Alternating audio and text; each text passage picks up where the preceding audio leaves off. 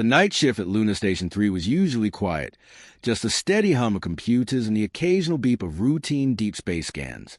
Lieutenant Emma Brooks had been monitoring the outer rim frequencies for 6 months, mostly picking up cosmic radiation and the occasional merchant vessel transmission.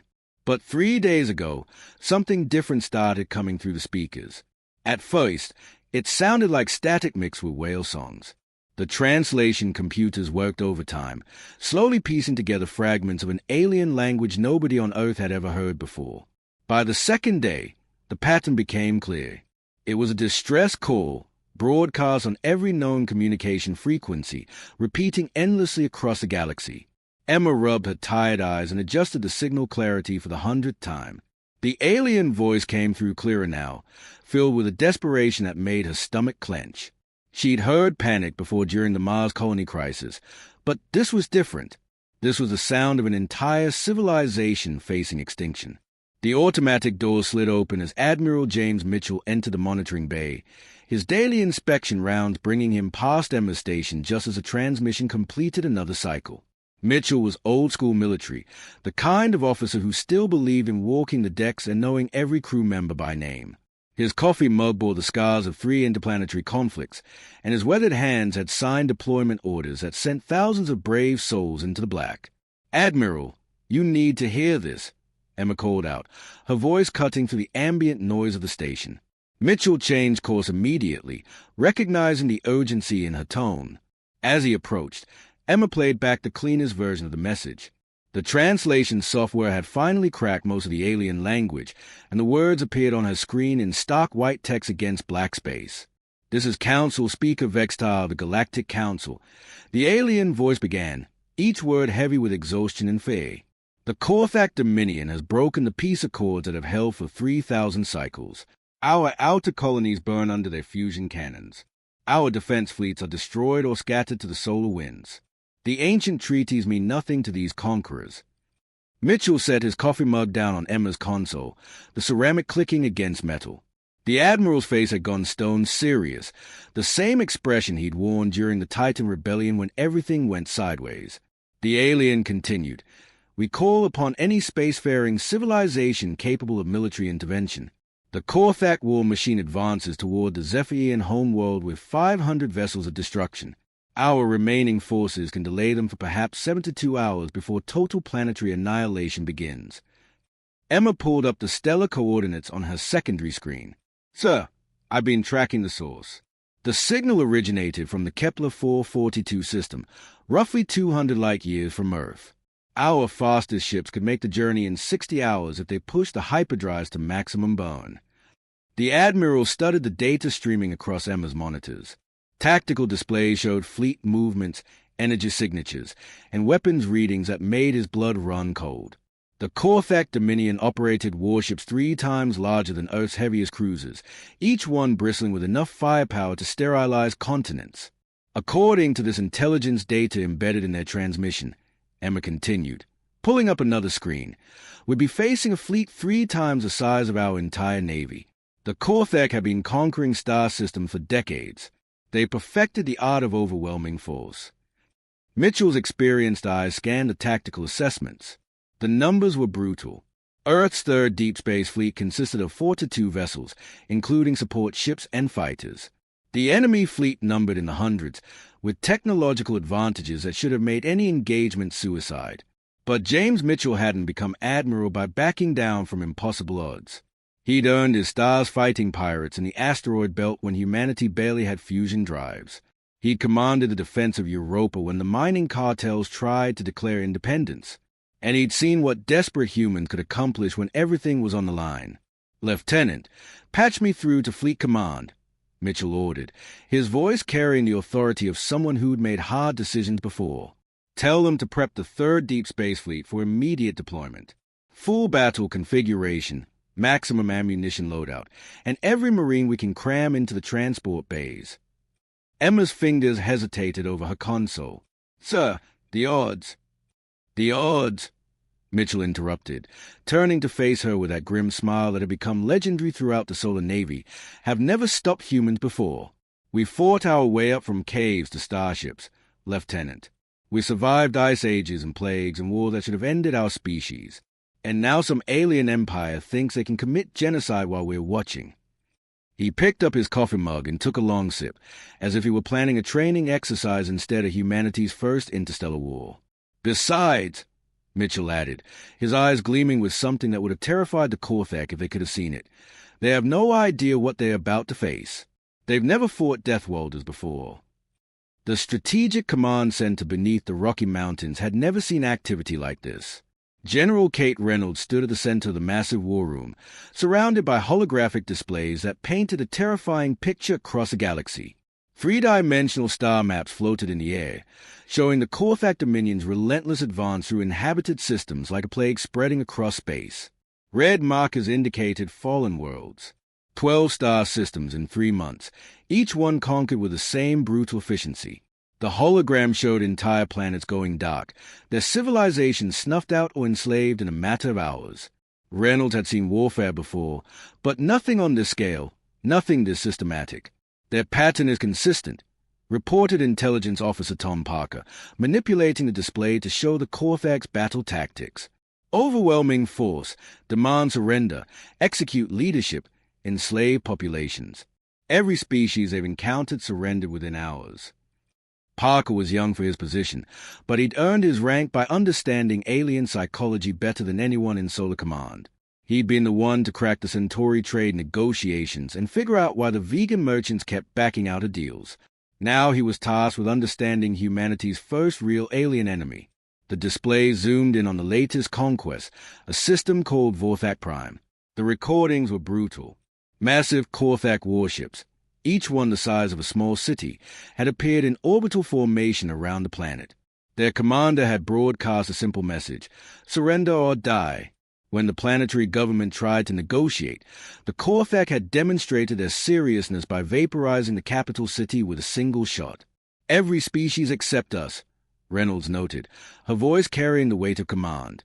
She'd fought in the Lunar Independence War, commanded troops during the Europa mining conflicts, and earned 3 Purple Hearts before she was 30. But this was different.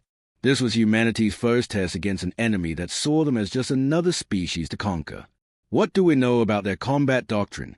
She asked, studying the tactical data streaming across multiple screens. Parker pulled up detailed analysis of Korthak battle formations. Ceremonial, almost general. They announced their presence, demand submission, then begin orbital bombardment if refused. No tactical creativity, no adaptation under pressure. They rely entirely on fear and overwhelming firepower.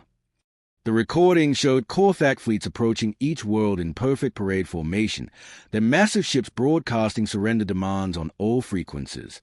When resistance appeared, they simply increased their firepower until opposition ceased. It was warfare by intimidation, effective against species that had never faced extinction-level threats. Colonel Mike Davis stepped forward, his face bearing the scars from a plasma explosion during the Martian Colonial War.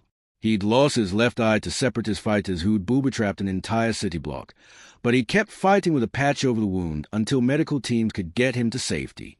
Now he served as Reynolds' tactical advisor, the man who understood how humans fought when everything went wrong. So they've never fought anyone who punches back, Davis chuckled darkly, studying the alien battle patterns. Look at this formation. Kate, they line up like they're in a parade. No flanking maneuvers, no feints, no backup plans. Just overwhelming force in a straight line. Reynolds nodded, recognizing what Davis was seeing. The Korthak had never encountered a species that fought dirty, that used guerrilla tactics, that refused to surrender even when facing impossible odds. Every world they conquered had folded the moment their massive fleets appeared. They are bullies, Reynolds realized. They've been picking on civilizations that evolved on peaceful worlds, species that never had to fight for survival. But Earth. She smiled grimly. Earth spent 4 billion years trying to kill everything on it. The preparation that followed was unlike anything in military history. Reynolds coordinated with fleet commanders across the solar system. The Third Deep Space Fleet was being retrofitted with every weapon humanity had developed, plus experimental systems that existed only in prototype form. Prep the Marines, Reynolds ordered. Full combat loadout. Vacuum gear, breach pods, everything. And Tom, she turned to the intelligence officer. Make sure they know we're coming. I want the Korthek to have time to worry. Parker looked confused. General, wouldn't surprise tactics be more effective? Not against bullies, Davis answered. You let bullies know you're coming. You give them time to think about it, to imagine what's going to happen. Fear works both ways. The fleet that departed Earth 48 hours later looked like nothing in galactic records. Where other species built sleek exploration vessels with minimal weapons, human ships were bristling fortresses designed to fight in the cold vacuum where everything wanted to kill you. The flagship Indomitable Asterisk bristled with missile pods, rail guns, and plasma cannons. Her escort carriers launched fighters that looked more like armored wasps than graceful spacecraft. The support vessels carried enough ammunition to fight a decade-long war, because humans had learned never to assume they'd get resupplied. As the fleet engaged their hyperdrive systems, every ship carried the same message painted on their hulls in multiple languages. Terra Invicta, Earth Unconquered. The Korthek were about to discover what happened when Deathworlders went to war. The Korthak command vessel Dominion's Fist hung in space like a predatory beast, its massive hull scarred from dozens of conquered worlds. Fleet Commander Zergoff stood before the sensor array, his forearms manipulating holographic displays with growing agitation. His species had evolved on a low-gravity world where physical conflict was rare, making them natural administrators and strategists, but poor fighters.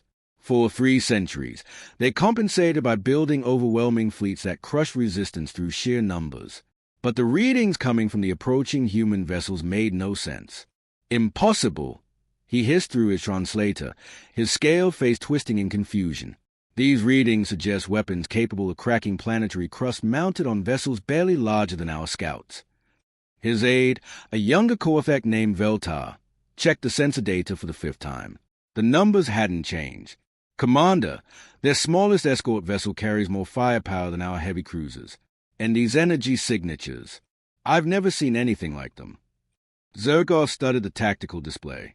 The human fleet consisted of only 42 vessels compared to his 300, but each ship blazed with weapon signatures that defied everything he knew about spacecraft design. The largest human vessel, designated as their flagship, registered enough armament to level continents. How do they power these weapons? Veltar wondered aloud. Their ship should collapse under the energy requirements. Perhaps they are bluffing, Zergoff suggested, though doubt crept into his voice. Projecting false readings to appear more dangerous than they actually are. But deep in his gut, the Korthak commander knew better. These weren't sensor ghosts or electronic tricks. The approaching human fleet radiated the kind of lethal intent that made prey animals freeze in terror. And for the first time in his military career, Zergoff felt like prey. Meanwhile, aboard the human flagship Retribution Admiral Mitchell moved through the ship's corridors with purposeful strides. The vessel hummed with activity as crew members made final preparations for what everyone knew would be humanity's first interstellar war. Unlike the sterile, clinical environment of most alien vessels, the Retribution felt alive, dangerous, like a caged predator ready to strike. The war room buzzed with controlled chaos as officers coordinated attack plans. Captain Robert Hayes commanded the carrier group, his weathered face focused on holographic displays showing fighter squadron formations. Hayes had earned his wings during the asteroid belt conflicts, where pilots learned to fight in 3 dimensions while dodging debris fields that could shred an unprepared ship. All fighter wings report ready, Admiral, Hayes announced. We've got 9 to 6 Hellhawk interceptors and 60 Reaper bombers loaded for maximum destruction. The fighters themselves were works of art and terror. Where alien spacecraft prioritized elegance and efficiency, human fighters were built like flying tanks. The Hellhawks carried enough missiles to destroy small cities, while the Reapers packed penetrator bombs designed to crack open heavily armored targets from the inside. Major Anna Clark stood near the tactical table, her marine assault teams checking equipment that would make galactic peacekeepers weep. Clark had survived the brutal fighting on Europa, where miners had turned industrial equipment into weapons of war. Her troops carried gear designed for every conceivable combat scenario, from zero-gravity boarding actions to urban warfare on alien worlds. Marines report ready for deployment, sir, Clark said, her voice carrying the confidence of someone who'd led troops through hell and brought them home. Breach pods are loaded, assault gear checked, and the boys are itching for a fight. Mitchell nodded approvingly. Human Marines were unlike any military force in the galaxy. Other species used soldiers for defense and occupation duties, but human Marines were assault specialists trained to take and hold objectives that everyone else considered impossible. Remember, Mitchell addresses officers, his voice carrying throughout the war room, these aliens have never faced desperate humans. They don't know what we're capable of when cornered. They've spent centuries bullying species that surrender when threatened. But Earth, he smiled grimly, Earth doesn't surrender. The weapons officer reported final armament checks. The Asterisk Retribution Asterisk carried rail guns that could punch through moon-sized asteroids, plasma cannons hot enough to melt through any known armor, and experimental quantum torpedoes that existed only because human engineers refused to accept that something was impossible. What about the Zephyrian civilians? So, asked Hayes, concern evident in his voice. We save everyone we can, Mitchell replied without hesitation. But first, we show the galaxy what happens when you threaten Earth's friends. The final moments before battle arrival ticked by with mechanical precision. Throughout the human fleet, weapons powered up with energy signatures that made space itself seem to vibrate. Marines sealed their armor and checked their weapons one last time. Fighter pilots ran through pre-flight sequences in cockpits designed for maximum survival rather than comfort. The human fleet dropped out of hyperspace in perfect formation, appearing like angels of death against the star field. Weapons blazed with ready power. Marines stood prepared in their assault bays, and absolutely no one had any intention of negotiating.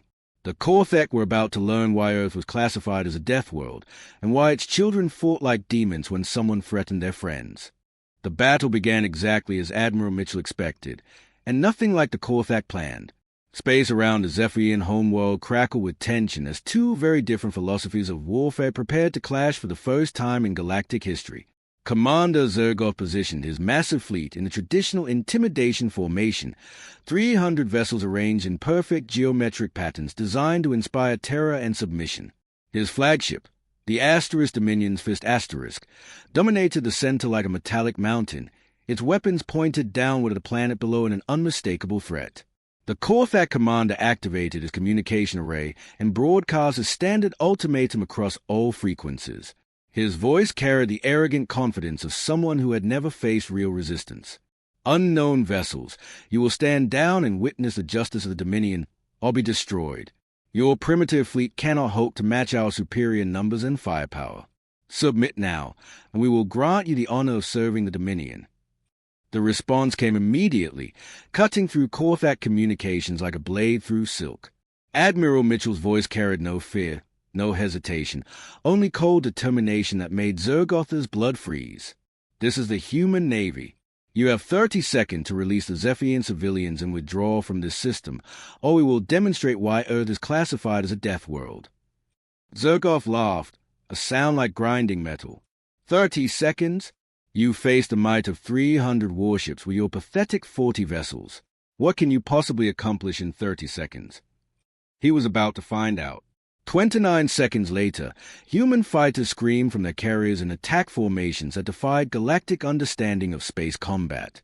Where alien fighters moved in predictable patterns, human pilots flew like madmen, using three-dimensional tactics that treated space as an ocean of possibilities rather than a flat battlefield.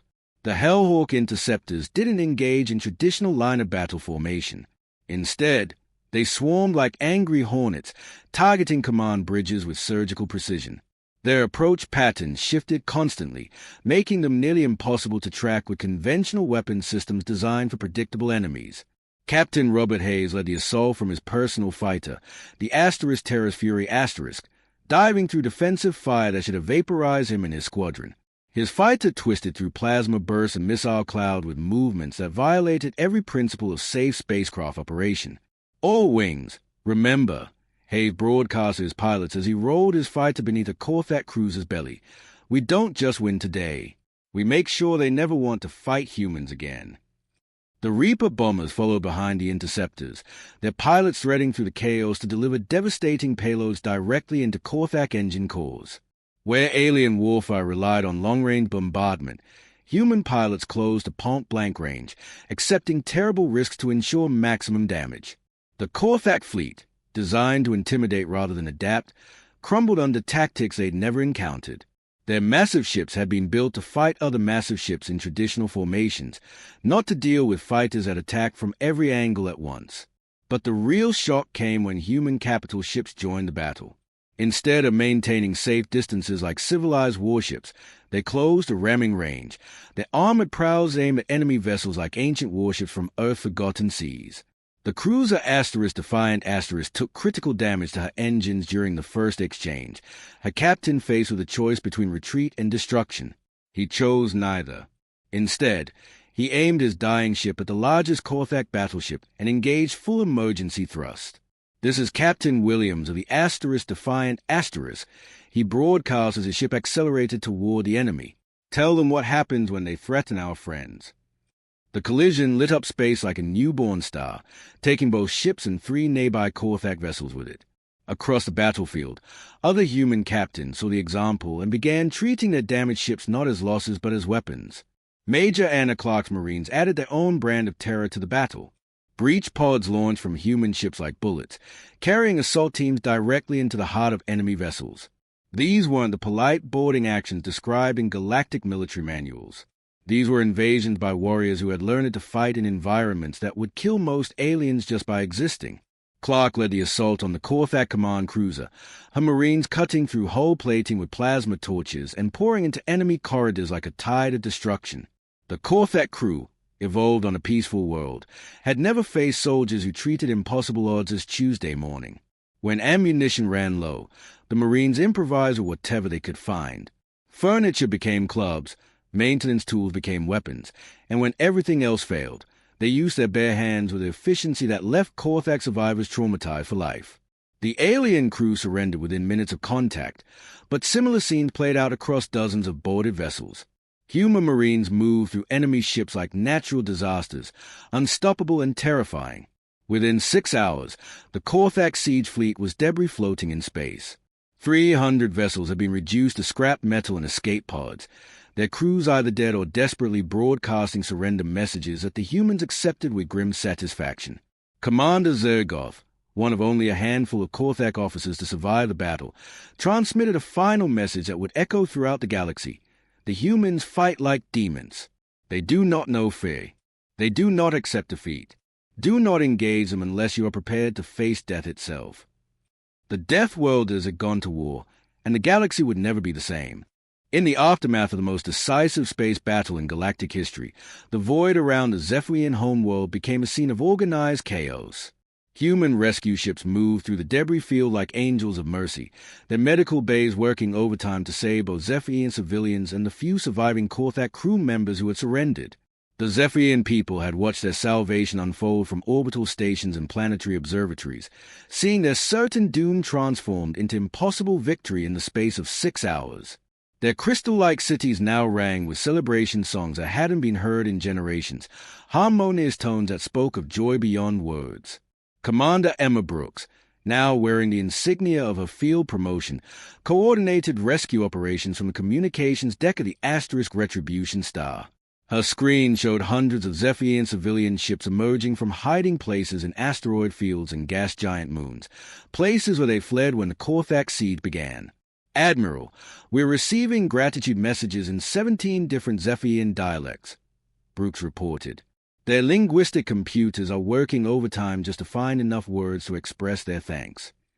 The Korthak Dominion surrender was unconditional and absolute. Of the 300 vessels that had entered the system with such arrogant confidence, only scattered escape pods and a handful of damaged ships remained. Their commander, Zergoth, was one of only 12 senior officers to survive the battle that had lasted less than a full day. His final transmission would become legendary throughout the galaxy, broadcast from a life pod as human recovery ships pulled him from the wreckage of his once mighty fleet. The humans, his voice trembling with something between terror and awe, they fight like demons born from the void itself. They do not know fear as we understand it. They do not accept defeat even when facing impossible odds. They turn their own dying ships into weapons and their wounded warriors into unstoppable forces of nature. The message continued, growing more desperate. Do not engage them unless you are prepared to face death itself. They are not like us.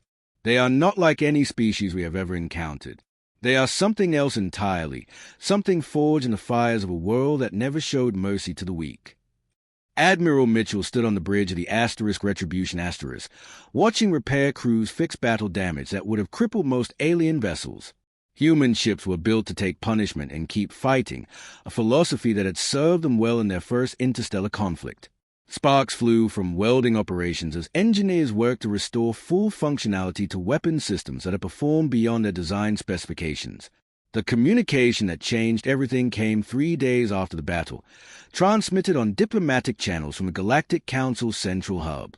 The signal was stronger than the original distress call, backed by the combined transmission power of dozens of member worlds. Admiral Mitchell, spoke Council Speaker Vextar, his voice carrying respect that hadn't been present in the original letters. The Galactic Council has convened an emergency session. After witnessing your species' actions in defense of the Zephyrian people, we unanimously invite Earth to join not as a probationary member, but as a founding member of the new Galactic Defense Coalition. The invitation carried weight beyond simple membership. Founding members held veto power over military actions, could establish protocols for dealing with aggressive species, and most importantly, had the authority to declare certain behaviors acts of war against the entire coalition. Your people have shown us that sometimes the galaxy needs those who learn to fight on a world that never showed mercy. Vextar continued. We have relied too long on diplomacy and peaceful solutions when dealing with predators who understand only strength. The Korthak Dominion terrorized the sector for decades because no one was willing to stop them with force. Lieutenant Brooks, now Commander Brooks thanks to her role in receiving the original distress call, smiled as she transcribed Admiral Mitchell's response. The man who had led humanity's first interstellar war looked older but more determined than ever.